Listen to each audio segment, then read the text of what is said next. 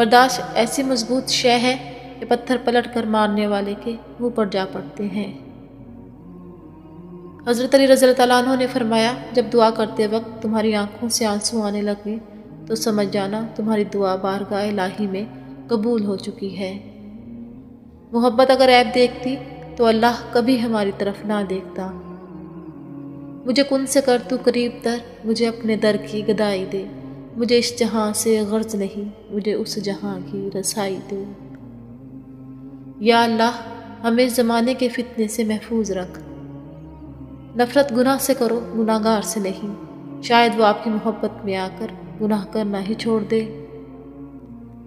عرش والے سے رابطے مضبوط ہوں تو فرش والے کچھ نہیں بگاڑ سکتے۔ غریب اور کمزور کے سامنے آپ کا لہجہ بتاتا ہے کہ آپ کتنے بڑے ہیں۔ یاد رکھیں